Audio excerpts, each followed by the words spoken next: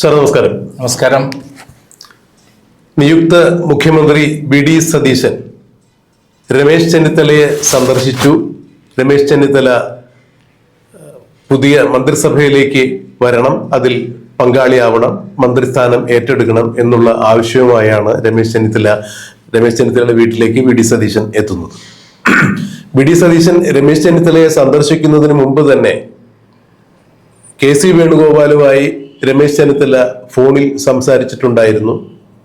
അങ്ങനെ അവർ തമ്മിൽ ഒരു ധാരണയിൽ എത്തിയിട്ടുണ്ടായിരുന്നു എന്നാണ് മനസ്സിലാക്കാൻ കഴിയുന്നത്. അതിനുശേഷമാണ് വി.ഡി. സതീശൻ രമേശ് ചെന്നിത്തലയുടെ വീട്ടിലെത്തുന്നതും അവർ തമ്മിൽ സംസാരിക്കുന്നതും. ഈ സംസാരിക്കുന്ന അവസരത്തിലേക്ക് വി.ഡി. സതീശൻ വച്ച ഒരു താല്പര്യം, അങ്ങ് എന്ത് കാരണവശാലും മാറി നിൽക്കരുത്, മന്ത്രിസഭയിൽ അങ്ങ് ചേരണം, അങ്ങ് കൂടിയുള്ള മന്ത്രിസഭയായിരിക്കണം 2026 UDFന്റെ നേതൃത്വത്തിൽ വരേണ്ടത്. തത്വത്തിൽ രമേശ് ചെന്നിത്തല മന്ത്രിസഭയിലേക്ക് വരണം എന്നുള്ള വി.ഡി. സതീശന്റെ താല്പര്യത്തെ അംഗീകരിച്ചു. പക്ഷേ പകരം അദ്ദേഹം വലിയ വലിയ നിബന്ധനകളാണ് മുന്നോട്ട് വെച്ചത്. ഒന്ന്, മന്ത്രിസഭയിലേക്ക് വരികയാണെങ്കിൽ തനിക്ക് ആഭ്യന്തര വകുപ്പ് തന്നെ കിട്ടണം. കൂടാതെ തന്റെ കൂടെ നിൽക്കുന്ന 3 പേർക്ക് മന്ത്രിസ്ഥാനം കൂടി വേണം എന്നാണ് അദ്ദേഹം പറഞ്ഞത്. അതിന് അദ്ദേഹം പറഞ്ഞത്, ഒന്ന് ജ്യോതികുമാർ ചാമക്കാല, മറ്റൊന്ന് അൻവർ സാദത്ത് MLA, മറ്റൊന്ന് IC ബാലകൃഷ്ണൻ. അങ്ങനെ 4 മന്ത്രിസ്ഥാനം തനിക്ക് ആവശ്യമുണ്ട്, ആഭ്യന്തര മന്ത്രിസ്ഥാനം വേണം. തത്വത്തിൽ സതീശൻ പറഞ്ഞത് ആഭ്യന്തര മന്ത്രിസ്ഥാനം അങ്ങേക്ക് തരാം എന്നുള്ളത്, അങ്ങ് ചോദിക്കുന്ന എന്ത് നിലപാടുകൾക്കും ഞാൻ തയ്യാറാണ്, മന്ത്രിസഭയിൽ നിന്ന് വിട്ടു നിൽക്കരുത് എന്നുള്ളതാണ് നമുക്ക് ഇതുവരെ പുറത്തു വരുന്ന വിവരങ്ങൾ അനുസരിച്ച് മനസ്സിലാക്കാൻ കഴിയുന്നത്. എന്നാൽ ഇവിടെ രമേശ് ചെന്നിത്തല വലിയൊരു വിലപേശലല്ലേ നടത്തിയിരിക്കുന്നത്. അതായത് ജ്യോതികുമാർ ചാമക്കാലയെ ഒരു കാരണവശാലും മന്ത്രിസഭയിൽ എടുക്കാൻ സാധിക്കില്ല, അദ്ദേഹം പുതിയതായി വന്നിരിക്കുന്ന ഒരു MLA ആണ്. മാത്രമല്ല അദ്ദേഹത്തിന്റെ ജില്ലയിൽ തന്നെയുള്ള PC വിഷ്ണുനാഥ് അദ്ദേഹത്തെ മന്ത്രിസഭയിൽ ഉൾപ്പെടുത്താനുള്ള തീരുമാനമുണ്ട്. അപ്പോൾ അതുകൊണ്ട് തന്നെ അത് നടക്കാൻ സാധ്യതയില്ല. പിന്നെ ഉള്ളത് അൻവർ സാദത്താണ്. ഈ അൻവർ സാദത്തിന് മന്ത്രിസഭയിൽ എടുക്കണം എന്ന് പറയുമ്പോൾ തീർച്ചയായും അത് മുസ്ലിം ലീഗിന് ഒരു വെല്ലുവിളിയായിരിക്കും. മുസ്ലിം ലീഗ് ഇപ്പോൾ തന്നെ 5 മന്ത്രിസ്ഥാനം ആവശ്യപ്പെട്ടുകൊണ്ട് നിൽക്കുന്നുണ്ട്. അതുകൊണ്ട് തന്നെ അൻവർ സാദത്തിനെ മന്ത്രിസഭയിലേക്ക് എടുക്കുകയാണെങ്കിൽ മുസ്ലിം ന്യൂനപക്ഷ വിഭാഗത്തിന്റെ പ്രാതിനിധ്യം ചൂണ്ടിക്കാണിച്ചുകൊണ്ട് അത് മുസ്ലിം ലീഗിന് വലിയൊരു പണിയാകും. വി.ഡി. സതീശനെ മുഖ്യമന്ത്രിയാക്കാൻ വേണ്ടി മുസ്ലിം ലീഗ് പിന്തുണച്ചു എന്നുള്ളതിന്റെ ഒറ്റ കാരണം മുൻനിർത്തി തന്നെ രമേശ് ചെന്നിത്തല ഇപ്പോൾ കൃത്യമായി തന്നെ ഒരു പദ്ധതി, ഒരു പ്ലാൻ ഉണ്ടാക്കി അവിടെ വി.ഡി. സതീശനെ ലോക്ക് ചെയ്യുന്ന വിധത്തിലാണ് കാര്യങ്ങൾ നീക്കിയിരിക്കുന്നത്. എറണാകുളത്തെ MLA ആയ TJ വിനോദിനെ മന്ത്രിസഭയിലേക്ക് എടുക്കണം എന്ന് പറയുമ്പോൾ ഒരു കാരണവശാലും വി.ഡി. സതീശൻ അത് അംഗീകരിക്കാൻ സാധ്യതയില്ല. എറണാകുളത്ത് നിന്ന് വേറെ മന്ത്രി ഉണ്ടാവും. അപ്പോൾ എന്താണ് ഒരു മുതിർന്ന മാധ്യമ പ്രവർത്തകൻ എന്ന രീതിയിൽ, ഒരു രാഷ്ട്രീയ നിരീക്ഷകൻ എന്ന രീതിയിൽ ഇവിടെ അങ്ങ് നോക്കിക്കാണുന്നത്?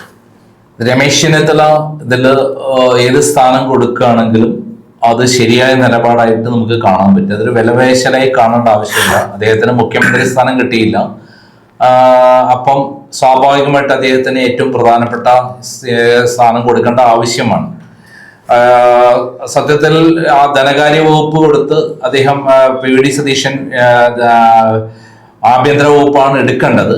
പക്ഷെ ഒരു വിട്ടുവീഴ്ച മനോഭാവത്തോടെ രമേശ് ചെന്നിത്തലയെ പോലുള്ള തലമുതിർന്ന രാഷ്ട്രീയക്കാരൻ അദ്ദേഹത്തെ ബഹുമാനിക്കേണ്ടതുണ്ട്.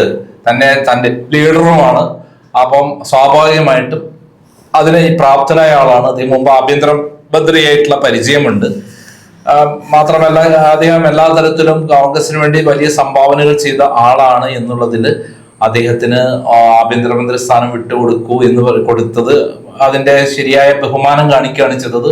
മാത്രമല്ല ഒരു മന്ത്രിസഭ നിലനിൽക്കാൻ ഇങ്ങനെ ഒരു അവസ്ഥയിൽ ഗ്രൂപ്പ് സമവായങ്ങൾക്കപ്പുറം രമേശ് ചെന്നിത്തലയെ സ്വന്തം ലീഡറായി കാണുന്ന വി.ഡി. സതീശൻ രമേശ് ചെന്നിത്തല മാറി നിൽക്കാൻ പാടില്ല, അദ്ദേഹത്തിന് മാനസിക വിഷമങ്ങൾ തീരണം എന്നുള്ളതിൽ അദ്ദേഹത്തിന് ഏറ്റവും പ്രധാനപ്പെട്ട ഒരു മന്ത്രിസഭയിലെ വകുപ്പ് ആഭ്യന്തര വകുപ്പിന് വിട്ടുകൊടുത്തു എന്ന് പറഞ്ഞാൽ അത് അദ്ദേഹം ഏറ്റവും സമന്വയത്തോടെ ഈ മന്ത്രിസഭ മുന്നോട്ട് പോകണമെന്ന് വി.ഡി. സതീശൻ തീരുമാനിക്കുന്നു. അതോടൊപ്പം രമേശ് ചെന്നിത്തല തലമുതിർന്ന നേതാവ് എന്ന നിലയിൽ മുമ്പ് പ്രതിപക്ഷ നേതാവായിരുന്നു 2016 മുതൽ 2021 വരെ. അങ്ങനെയുള്ള പല സ്ഥാനങ്ങൾ വഹിച്ച് കോൺഗ്രസിനെ ജനങ്ങളോട് സേവനം ചെയ്ത ആളെന്ന രൂപത്തിൽ അദ്ദേഹത്തിന് കൊടുത്ത തെറ്റൊന്നുമില്ല ആഭ്യന്തരമന്ത്രി സ്ഥാനം. എന്നാൽ അദ്ദേഹം ഒരു 3-4 പേരെ മന്ത്രിയാക്കണം എന്ന് പറഞ്ഞത് അദ്ദേഹത്തിന്റെ കൂടെ നിൽക്കുന്ന MLA-മാരെ സാറ്റിസ്ഫൈ ചെയ്യാൻ തന്നെയാണ്. പക്ഷെ ഇന്നത്തെ സാഹചര്യത്തിൽ 11 MLA-മാരും 11 മന്ത്രിമാരും ഒരു ആഭ്യന്തരമന്ത്രി, ഒരു മുഖ്യമന്ത്രി എന്ന നിലയിലാണ് കോൺഗ്രസിന്റെ സ്ഥിതി. അതായത് 11 പേര് മന്ത്രിമാരുണ്ടാവും, ഒരു ആഭ്യന്തരമന്ത്രി, മുഖ്യമന്ത്രി. ആകെ 21 മന്ത്രിമാർ എന്നുള്ള രീതിയിലേക്കാണ് മുഖ്യമന്ത്രി ഉൾപ്പെടെ കാര്യങ്ങൾ നീങ്ങുന്നത്, അങ്ങനെയല്ലേ? അതെ, 11 പേര് കോൺഗ്രസിൽ നിന്നുണ്ടാവും എന്നുള്ളതാണ് കണക്കൂടെ. കാരണം 66 MLA-മാരല്ലേ ഉള്ളു, അവര് 63+3.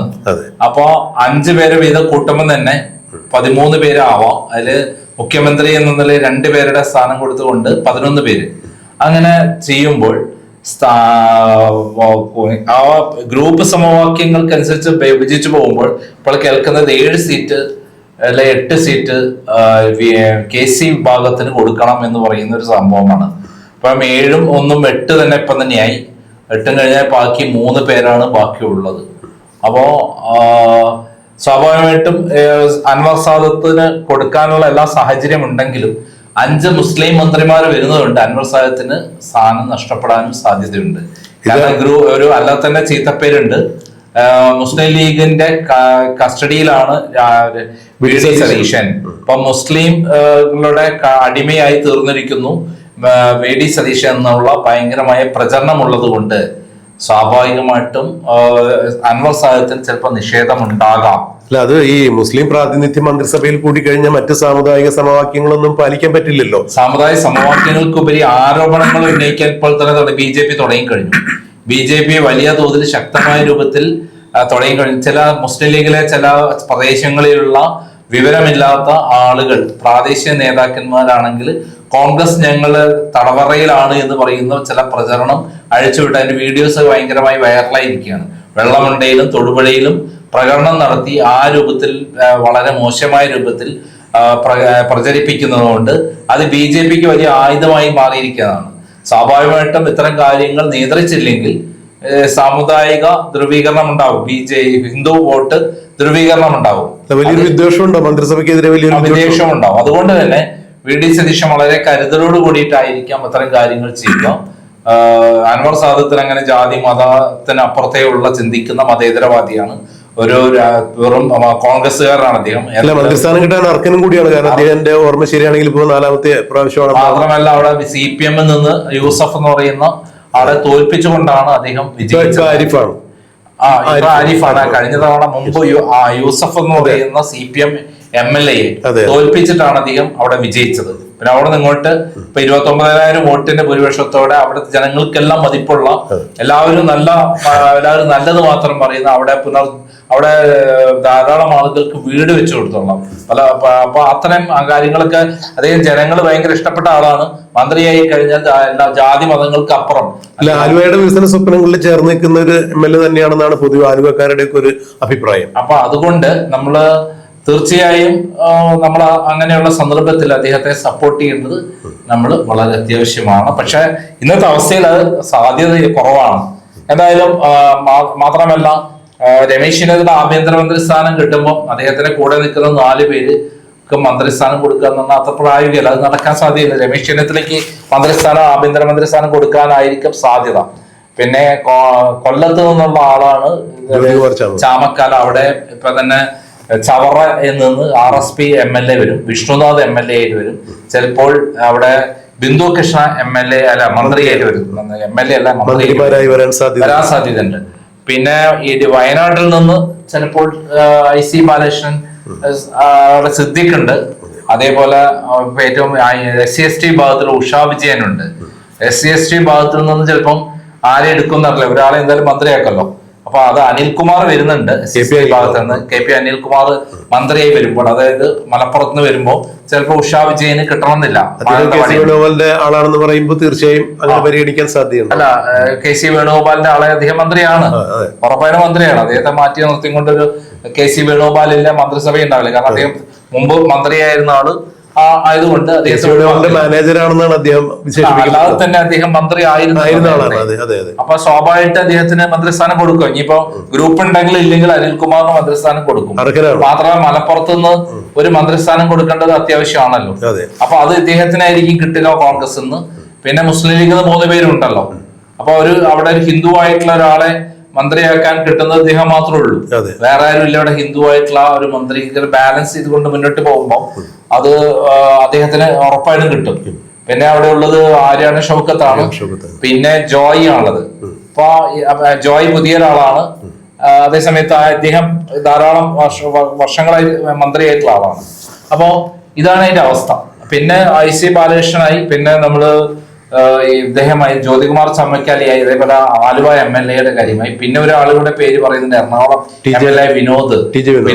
ഒരു ക്രിസ്ത്യൻ സമുദായത്തിൽപ്പെട്ട ആളെന്നുള്ള രൂപത്തിൽ അദ്ദേഹത്തിന് സ്വാഭാവികമായിട്ടും പ്രതീക്ഷിക്കാം. പക്ഷെ എത്ര പേര് മന്ത്രിമാരായി നിൽക്കണം എന്നുള്ളതാണ്. ഓരോ ഗ്രൂപ്പ് സമവാക്യങ്ങൾ നോക്കുമ്പോൾ അത് നടക്കാൻ സാധ്യത കുറവാണ്. നമ്മളോട് വേണ്ടപ്പെട്ട ആൾക്കാരാണ് ഇവരൊക്കെ തന്നെ. ജോസഫ് ഗ്രൂപ്പിൽ നിന്നും RSP നിന്നൊക്കെ വരാൻ പോകുന്നത് ക്രിസ്തീയ സമുദായത്തിൽ നിന്നുള്ള ആളുകൾ തന്നെയായിരിക്കുമല്ലോ. RSPയിലെ ആള് ക്രിസ്ത്യനാണ്. ജോസഫ് ഗ്രൂപ്പിൽ നിന്ന് വരുന്ന ഒരാള് ക്രിസ്ത്യനാണ്. പിന്നെ ജേക്കബ് ഗ്രൂപ്പിന്റെ ഒരാള് ക്രിസ്ത്യനാണ്. CMPന്റെ ആള് ക്രിസ്ത്യനാണ്. CP John. അപ്പൊ ആ ഒരു ബാലൻസിങ് നിലനിർത്താൻ വേണ്ടിയിട്ട് ചിലപ്പം സാധ്യത കുറവാണ്. അപ്പോ 5 പേരും മുസ്ലിം മന്ത്രിമാര് എന്തായാലും കോൺഗ്രസ് നിന്നും വരും 1-2 മുസ്ലിം മന്ത്രിമാര്. അപ്പൊ സ്വാഭാവികമായിട്ടും അത് ബാലൻസ് ചെയ്യാൻ സാധ്യത കുറവാണ്. ഈ നിലവിൽ ഇപ്പോ ഇന്ന് മാധ്യമങ്ങളെ കണ്ടപ്പോ VD സതീശൻ അദ്ദേഹത്തിന്റെ ഒപ്പം KC വേണുഗോപാൽ ഉണ്ടായിരുന്നു. അപ്പൊ അദ്ദേഹം പറഞ്ഞ കാര്യം, നാളെ ഉച്ചയ്ക്ക് മുമ്പ് ഗവർണർക്ക് ലിസ്റ്റ് കൊടുത്തിരിക്കും. 20 മന്ത്രിമാരും മുഖ്യമന്ത്രിയും ചേർന്ന് തിങ്കളാഴ്ച തന്നെ സത്യപ്രതിജ്ഞ ചെയ്തിരിക്കും. 2 ഘട്ടമായിരിക്കില്ല എന്ന് അദ്ദേഹം അത്രത്തോളം ആത്മവിശ്വാസത്തോടു കൂടി പറയും. ഇതില് KC വേണുഗോപാലിനെ സംബന്ധിച്ചിടത്തോളം ഇവിടെ എന്തെങ്കിലും പ്രശ്നം ഉണ്ടായി കഴിഞ്ഞാൽ അദ്ദേഹത്തിന്റെ തലയിലേക്ക് ആ പ്രശ്നം പോകും. അല്ല തന്നെ KC വേണുഗോപാലാണ് VD സതീശനെ തടഞ്ഞുകൊണ്ട് മുഖ്യമന്ത്രി സ്ഥാനത്ത് ചാടി വീണത് എന്നുള്ള വലിയ പ്രചാരണം ഉണ്ടാവുകയും അദ്ദേഹത്തെ കീറി മുറിച്ചു, അല്ലെങ്കിൽ വളരെ മോശമായി ഇവിടെ എല്ലാവരും ചിത്രീകരിച്ചു എന്നുള്ള പേരില്, അല്ലെ പൈസ കൊടുത്ത ആൾക്കാരെ വശംവദാക്കി MLA സ്വാധീനിച്ചു എന്നുള്ള ആരോപണമുള്ളതുകൊണ്ട് അദ്ദേഹം അത്തരം ആരോപണങ്ങൾക്ക് നിൽക്കാൻ സാധ്യത കുറവാണ്. കഴിയത്ര എല്ലാ വിട്ടുവീഴ്ചയും ചെയ്ത് അദ്ദേഹം തന്നെ ഈ പ്രശ്നങ്ങൾ പരിഹരിക്കാനാണ് ഇന്നത്തെ അവസ്ഥയിൽ സാധ്യത.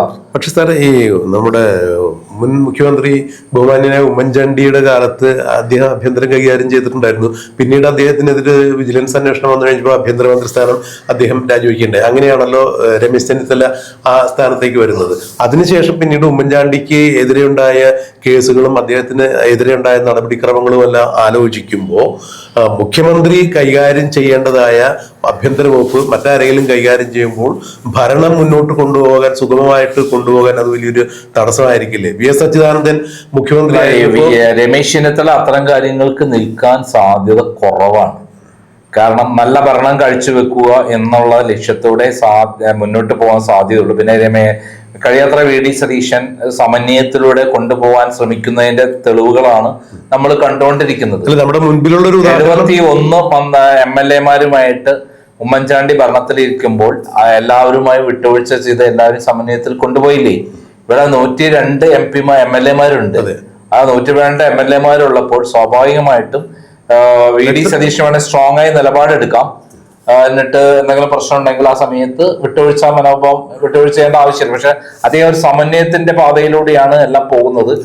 മാത്രമല്ല രമേശ് ചെന്നിത്തല കൂടെ ഉണ്ടാവണം, അതേപോലെ KC വേണുഗോപാൽ കൂടെ ഉണ്ടാവണം എന്നുള്ള ഒരു തീരുമാനമാണ് അത് എടുത്തിരിക്കുന്നത്. അതെ, VD സതീശനെ സംബന്ധിച്ചിടത്തോളം ഇപ്പൊ എല്ലാ വിഭാഗങ്ങളെയും ഉൾക്കൊള്ളിച്ചുകൊണ്ട് തന്നെ സീനിയേഴ്സും ജൂനിയേഴ്സും ഒക്കെ ആയിട്ടുള്ള ആളുകൾ, സഹപ്രവർത്തകരും സമപ്രായക്കാരുമായിട്ടുള്ള എല്ലാവരും ആരൊക്കെയുണ്ടോ അവരെയൊക്കെ സമന്വയിപ്പിച്ചുകൊണ്ട് ടീം UDF ഒരുമിച്ച് കൊണ്ടുപോകണം, നല്ലൊരു ഭരണം കാഴ്ചവെക്കണം. കഴിഞ്ഞ 10 വർഷക്കാലമായി കേരളത്തിലെ കെടുകാര്യസ്ഥത ഒഴിവാക്കിക്കൊണ്ട് എങ്ങനെയാണ് ഒരു ഭരണസമിതി ജനങ്ങൾക്ക് വേണ്ടി പ്രവർത്തിക്കാനാകുക എന്നുള്ളത് അത് മാറ്റി എഴുതും. ജനങ്ങളുടെ ഉള്ളിലുള്ള ആ ഒരു മന്ത്രിസഭയെക്കുറിച്ചും മന്ത്രിമാരെ കുറിച്ചുള്ള തീരുമാനങ്ങളും അല്ലെങ്കിൽ അവരുടെ സങ്കല്പങ്ങളും ഒക്കെ മാറ്റി എഴുതുന്നതായിരിക്കും. പൂർണ്ണമായും ജനങ്ങളുടെ ഒപ്പം നിൽക്കുന്ന ഒരു മന്ത്രിസഭയായിരിക്കും എന്ന് ഇന്നലെ തന്നെ VD സതീശൻ വ്യക്തമാക്കിയിട്ടുണ്ടായിരുന്നു. അതിന്റെ പ്രാരംഭ സൂചനകൾ നമ്മൾ കാണുകയും ചെയ്തു. കാരണം അദ്ദേഹം പറഞ്ഞു, എനിക്ക് അകമ്പടി വാഹനങ്ങൾ വേണ്ട, നിർബന്ധമാണെങ്കിൽ ആണെങ്കിൽ ഒരു എസ്കോർട്ടും ഒരു പൈലറ്റും ആയിക്കോളും, അതിനപ്പുറത്തേക്ക് വേണ്ട.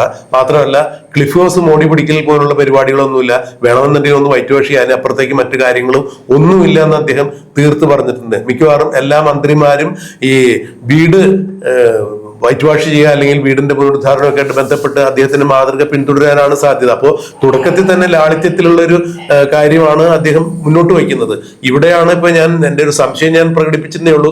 കാരണം വി എസ് അച്യുതാനന്ദൻ മുഖ്യമന്ത്രി ആയിരുന്നപ്പോൾ അദ്ദേഹത്തിന്റെ ഭരണം മുന്നോട്ട് സുഗമമായി പോകരുത് എന്നുള്ള ഉദ്ദേശത്തോടുകൂടി പിണറായി വിജയൻ അന്ന് കോടിയേരി ബാലകൃഷ്ണൻ ആഭ്യന്തര വകുപ്പ് ഏൽപ്പിക്കുകയും അതിനുശേഷം വി എസിന് വലിയ വലിയ തലവേദനകൾ ഭരണത്തിൽ ഉണ്ടാക്കുകയൊക്കെ ചെയ്തൊരു ഓർമ്മ മുന്നിലുണ്ട്. അതുകൊണ്ട് അത് സൂചിപ്പിച്ചു എന്ന് മാത്രമേ.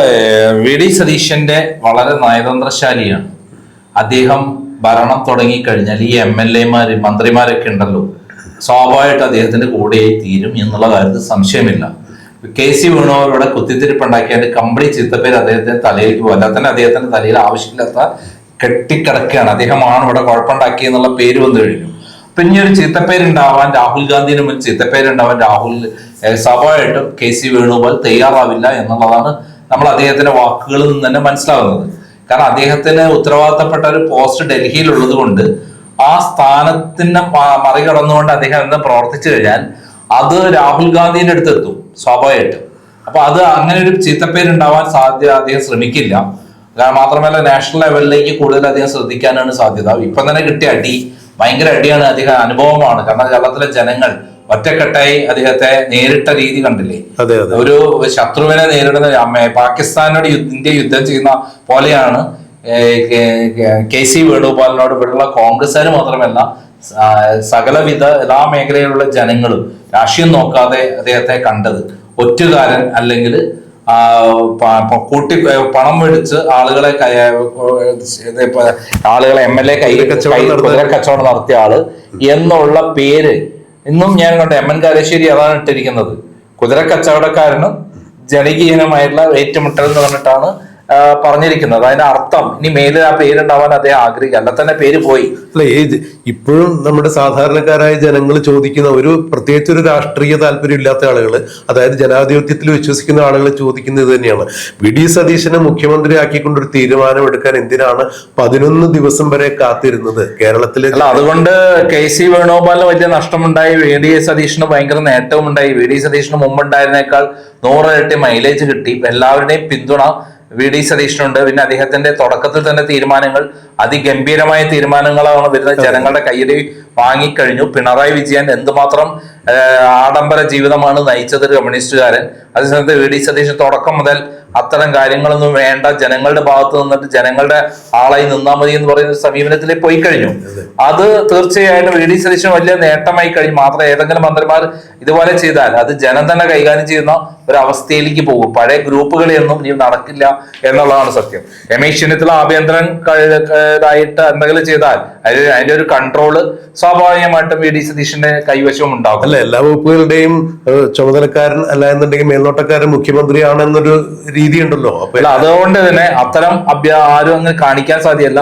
രമേശ് ചെന്നിത്തല നല്ലൊരു ഭരണാധികാരിയായിട്ട് മാറാനേ സാധ്യമുള്ളൂ. അദ്ദേഹത്തിന്റെ രീതി അതാണ് എന്നാണ് ഞാൻ മനസ്സിലാക്കുന്നത്. ഇനി അത്തരം കാര്യങ്ങൾക്ക് അതിനൊരു അംഗത്തിന് ബാല്യമില്ല എന്നുള്ളതാണ് നമ്മൾ മനസ്സിലാക്കേണ്ട കാര്യം. കാരണം ഇന്ത്യയിൽ എല്ലായിടത്തും കോൺഗ്രസ് നശിച്ചു. അങ്ങനെ കോൺഗ്രസ് നശിക്കാൻ കേരളത്തിൽ തയ്യാറാവില്ല. മാത്രമല്ല ഒരു മുറിവേറ്റ ഒരാളാണ് രമേശ് ചെന്നിത്തല. അദ്ദേഹത്തിനെ സ്വാധീനിപ്പിച്ച് കൃത്യമായി ഇതാവേണ്ട ഉത്തരവാദിത്തം വി ഡി സതീശനുണ്ട്. അത് ചെയ്യുന്നുണ്ട്. അദ്ദേഹം അങ്ങോട്ട് ചെന്ന് കാണുകയും അദ്ദേഹം ആ രൂപത്തിൽ ഒന്നല്ല രണ്ടാമത്തെ തവണ പോയി കണ്ടു.